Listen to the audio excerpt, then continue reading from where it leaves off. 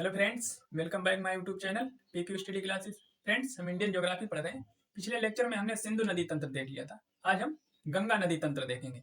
सबसे पहले फ्रेंड्स हम जानेंगे कि गंगा का फॉर्मेशन कैसे होता है। गंगा कोई निकलती नहीं है, गंगा बनती है, उसको समझते हैं। कहाँ से गंगा बन रही है, आइए स्टार्ट करते हैं क्लास। सबसे पहले हम देखेंगे 4 ग्लेशियर देखने को मिलते हैं हमको इस तरीके से। ये 4 ग्लेशियर देखने को मिलेंगे। इसको कहेंगे बद्रीनाथ। बद्रीनाथ। दूसरा ग्लेशियर आपको यहाँ पर देखने को मिलेगा,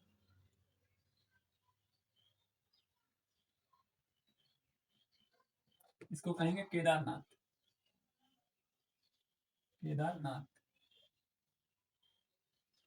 तीसरा ग्लेशियर आपको यहाँ पर देखने को मिलेगा,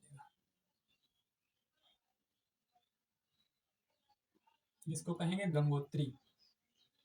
ये गंगोत्री ग्लेशियर हो गया। और एक यहाँ पर देखने को मिलेगा, जिसको कहेंगे यमुनोत्री। ये फ्रेंड्स एकदम ऑर्डर से लगा हुआ है, आप ये भी याद कर सकते हैं, यमुनोत्री, गंगोत्री, केदारनाथ और बद्रीनाथ। अब यहाँ से हमें समझना है फ्रेंड्स, यहाँ पे एक सतोपंथ हिमानी है। सतोपंथ हिमानी ग्लेशियर है। सतोपंथ हिमानी ग्लेशियर से 2 नदियां निकलती हैं। पहली नदी निकल रही है इस तरीके से, जिसको कहा गया है धौली गंगा। धौली गंगा। और दूसरी धारा ये निकल रही है, ये, इसको कहा विष्णु गंगा।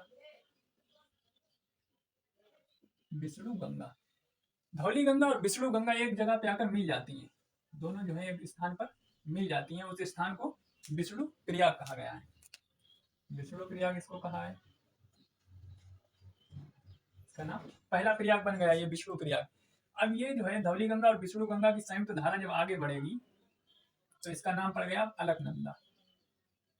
इस संयुक्त धारा का नाम क्या पड़ा? अलकनंदा। अलकनंदा नदी हो गई। अब ये अलकनंदा इस तरीके से आगे बढ़ रही है, तो इस साइड से एक नदी आती है और यहाँ पे आके मिल जाती है। ये नदी कौन सी है? नंदाकिनी। नंदाकिनी नदी। नंदाकिनी नदी जिस स्थान पर मिल रही है उसको कहा गया है नंद प्रयाग। इसको कहा गया है नंद प्रयाग। ये दूसरा प्रयाग हो गया हमारा नंद प्रयाग। अभी भी इस धारा का संयुक्त धारा जो है आगे बढ़ेगी, नाम इसका अलकनंदा ही रहेगा। ये संयुक्त धारा जो है आगे बढ़ रही है, इसका नाम क्या है? अलकनंदा। अभी भी इसका नाम अलकनंदा है। अब अलकनंदा में एक धारा इधर से आके मिल जाएगी, इधर से आके मिल जाएगी, जिसको कहा जाएगा पिंडार। पिंडार नदी आकर मिल जाएगी इसमें। पिंडार नदी जिस स्थान पर मिलेगी, जिस स्थान पर मिलेगी उसे कर्ण प्रयाग कहा जाएगा। कर्ण प्रयाग। ये हमारा तीसरा प्रयाग हो गया, विष्णु प्रयाग, नंद प्रयाग और कर्ण प्रयाग। अब अलकनंदा की ये संयुक्त धारा आगे बढ़ेगी इस तरीके से। अब देखेंगे केदारनाथ से एक धारा निकल कर आएगी। केदारनाथ से ये धारा एक निकल के आएगी, जिसका नाम है मंदाकिनी। इसका नाम क्या है? मंदाकिनी। मंदाकिनी। मंदाकिनी की धारा निकल के आई और जिस स्थान पर ये मिली, जिस स्थान पर अलकनंदा से मंदाकिनी नदी मिलती है, उसे रुद्रप्रयाग कहा गया। उस स्थान को रुद्रप्रयाग कहा गया। रुद्रप्रयाग कहा गया है। ये हमारा चौथा प्रयाग हो गया है। अब अलकनंदा की ये संयुक्त धारा फिर आगे जब बढ़ेगी, इस तरीके से आगे बढ़ेगी, इस तरीके से आगे बढ़ने के बाद ये गंगोत्री से एक नदी निकलेगी, जिसे उद्गम के समय क्या कहा जा रहा है? भागीरथी निकलेगी। भागीरथी नदी। भागीरथी नदी गंगोत्री से निकल रही है और ये जो है इस स्थान पे आके अलकनंदा से मिल जा रही है। इस स्थान को कहा गया देवप्रयाग। देवप्रयाग। इस स्थान को क्या कहा गया? देवप्रयाग कहा गया है।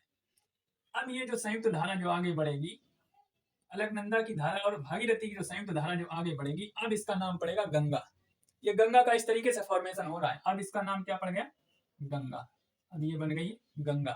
अब आगे जो बहेगी तो गंगा नाम से जानी जाएगी। गंगा आगे बह रही है तो यहां से निकल के एक नदी आएगी, यमुनोत्री ग्लेशियर से एक नदी निकल रही है इस तरीके से और आके गंगा में मिल जाएगी। इस नदी को क्या कहा गया? इस नदी का नाम है यमुना। यमुनोत्री ग्लेशियर से एक नदी निकली यमुना, और जिस स्थान पर गंगा में मिल गई उसे कहा गया है, ये वाला स्थान, प्रयागराज। प्रयागों का राजा जिसे कहा गया, ये है प्रयागराज। इस तरीके से हमारी गंगा का निर्माण होता है। आप समझ गए होंगे फ्रेंड्स, गंगा जो है कहीं से निकल नहीं रही है, गंगा का फॉर्मेशन हुआ है। भागीरथी को जो है अलकनंदा में मिलने के बाद क्या नाम दिया गया? गंगा। ये हमारा गंगा का स्ट्रक्चर हो गया। अब हम गंगा के बारे में पढ़ेंगे, गंगा की सहायक नदी, यानी गंगा जो है देवप्रयाग से निकल चुकी है। आगे हम देखते हैं, इसको हम इरेज करते हैं।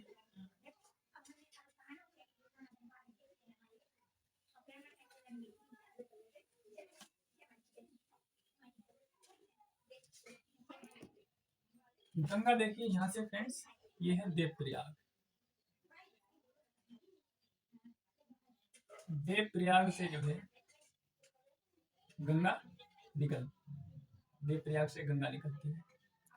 देवप्रयाग से गंगा निकलने के बाद, यानी पहाड़ी क्षेत्र इसने अब छोड़ दिया है, पहाड़ी क्षेत्र छोड़कर अब ये कहाँ पहुंच गई? हरिद्वार में प्रवेश करती है। इस स्थान पर हरिद्वार में प्रवेश कर गई गंगा, यानी अब मैदानी क्षेत्र में प्रवेश कर जाती है। यहाँ पे गंगा जो है, गंगा ऊपर से एक नदी आती है, ये इस तरीके से गंगा कन्नौज के समीप, इसको रामगंगा कहा गया है। रामगंगा जो है कन्नौज के समीप गंगा में मिल जाती है। Ramganga friends Jim Corbett national park से होकर गुजर रही है। जिम कॉर्बेट नेशनल पार्क जो भारत का पहला नेशनल पार्क है, इसके बीच से निकल रही है। ये है जिम कॉर्बेट, याद रखना, इसको कहेंगे जिम कॉर्बेट नेशनल पार्क। और कहाँ पे रामगंगा मिली? कन्नौज के समीप। अब गंगा की ये धारा आगे बढ़ रही है, इस तरीके से आगे बढ़ी। यहाँ से एक नदी आएगी, गोमती नदी। ये है गोमती नदी। गोमती नदी वाराणसी के समीप, ये स्थान हो जाएगा वाराणसी के समीप जो है, यहाँ पे गंगा में मिल जाती है। याद रखने वाली बात यह है फ्रेंड्स, गोमती एकमात्र ऐसी नदी है जो उत्तर की ओर से आ रही है, लेकिन ये हिमालय से नहीं निकल रही है। एकमात्र नदी, गंगा की एकमात्र सहायक नदी, जिसका उद्गम मैदानी क्षेत्रों से होता है। मैदानी क्षेत्र से इसका उद्गम हुआ। और गोमती के तट पर दो प्रसिद्ध शहर स्थित है। यहाँ पे स्थित है लखनऊ और दूसरा शहर जौनपुर। लखनऊ और जौनपुर शहर स्थित है। अब ये धारा जो है आगे बढ़ रही है। इसकी आगे बढ़ने के बाद ये इधर से हमने देखा था एक यमुनोत्री से निकलकर जो है यमुना आ जाती है, प्रयागराज में मिल जाती है। ये यमुना नदी प्रयागराज में मिल जाती है। यहाँ पर प्रयागराज में यमुना नदी मिल रही है। इसके बाद हम आगे बढ़ेंगे तो इसमें जो है एक नदी आती है जिसे कहते हैं घाघरा रिवर।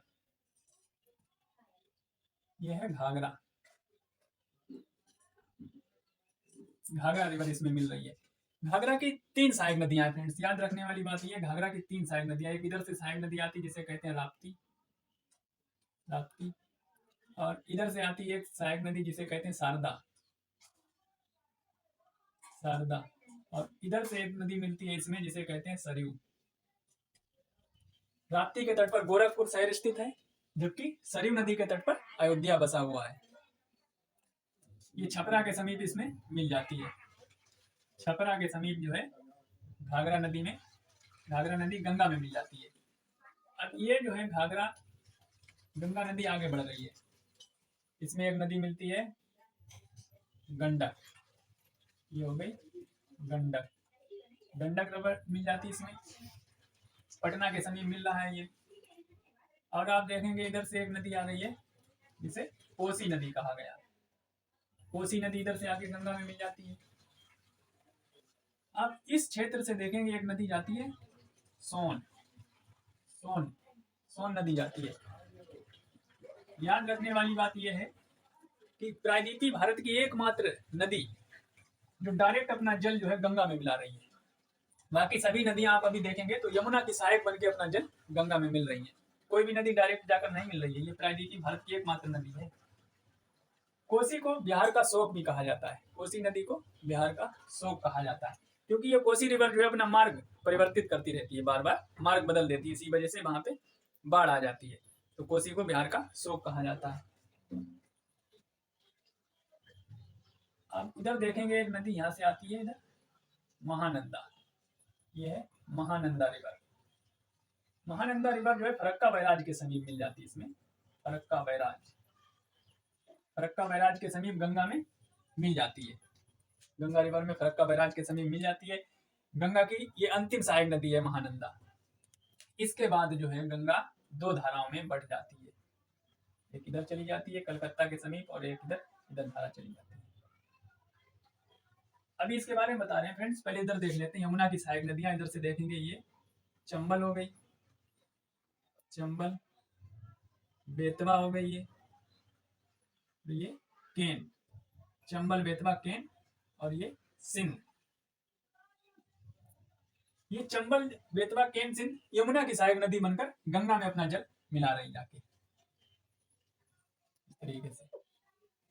अब यहाँ पे देखते हैं ये हमारी गंगा जो है दो धाराओं में बट गई, कलकत्ता के समीप गंगा दो धाराओं में बट गई। एक धारा हमारी बंगाल में है जिसको कहा गया हुगली, जो इंडिया में है उसको हुगली कहा गया है। अब ये वाला एरिया देखेंगे फ्रेंड्स, हम इसको इस तरीके से ड्रॉ कर रहे हैं, ये बांग्लादेश वाला एरिया है, ये बांग्लादेश वाला एरिया है फ्रेंड्स, इसको ध्यान से समझना है आपको। इस बांग्लादेश में जो धारा जा रही है इसका फिर एक बार नाम, गंगा का एक बार फिर नाम भागीरथी पड़ गया, जो बांग्लादेश में जा रही है इसको फिर भागीरथी कहा जाने लगा। गंगा का उद्गम जब हो रहा है तो भी भागीरथी नाम से, अब जब अंत यहाँ पे हो रहा है इसका, उसे भागीरथी कहा गया है। अब देखना फ्रेंड्स, ये जो धारा है जो बांग्लादेश में प्रवेश कर रही है, बांग्लादेश में इसने प्रवेश कर लिया, बांग्लादेश में प्रवेश कर लिया, तो इस धारा को क्या कहा गया, गंगा को पद्मा कहा जाने लगा। बांग्लादेश में क्या कहा जाने लगा, इसको पद्मा कहा जाने लगा, गंगा का नाम चेंज हो गया, पद्मा हो गया। अब देखेंगे इसमें एक इधर से भारत से एक नदी आ रही है, ब्रह्मपुत्र जिसे भारत में कहा जाता है, ये ब्रह्मपुत्र नदी आ रही है, इसको भारत में ब्रह्मपुत्र कह रहे हैं, जबकि ये बांग्लादेश में जब प्रवेश कर रही है तो इसका नाम हो गया जमुना, यमुना नहीं, यमुना नहीं है, याद रखना, जमुना नाम हो रहा है, ब्रह्मपुत्र को बांग्लादेश में जमुना कहा जा रहा है। अब इसकी संयुक्त धारा आगे बढ़ी इस तरीके से, अब संयुक्त धारा का नाम अभी पद्मा ही है, संयुक्त धारा का नाम अभी पद्मा ही है। आप देखेंगे मणिपुर से एक नदी निकल के आ रही है फ्रेंड्स, इस तरीके से मणिपुर से एक नदी आ रही है जिसको भारत में यानी मणिपुर में क्या कहा जाता है, बराक, बराक नदी कहा जाता है। और ये जो बांग्लादेश में इसको मेघना कहा जा रहा है, मेघना, मेघना कहा जा रहा है, आके पद्मा में मिल गई, कर पद्मा में मिल गई। अब इन दोनों की जो संयुक्त धारा है इसको मेघना कहा गया, पद्मा और मेघना इस संयुक्त धारा को मेघना ही कहा गया। यही अब जो है अपना डेल्टा बनाएगी,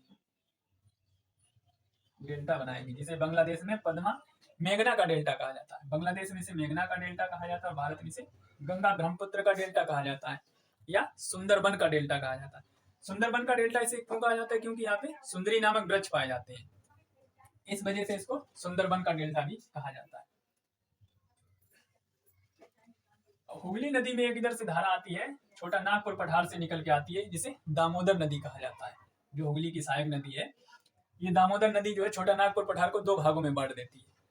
इस तरीके से आपने देखा हमारी गंगा का फॉर्मेशन कैसे हुआ और गंगा की सहायक नदियां कौन सी हैं, सभी हमने आज क्लियर कर लिया है। आप फ्रेंड्स इसका स्क्रीनशॉट भी ले सकते हैं, इसी तरीके से आपको पढ़ना है, तभी आप जो है याद कर पाएंगे। फ्रेंड्स अगर क्लास हमारी अच्छी लगी हो तो हमारे चैनल को लाइक और सब्सक्राइब कीजिए। Thank you very much.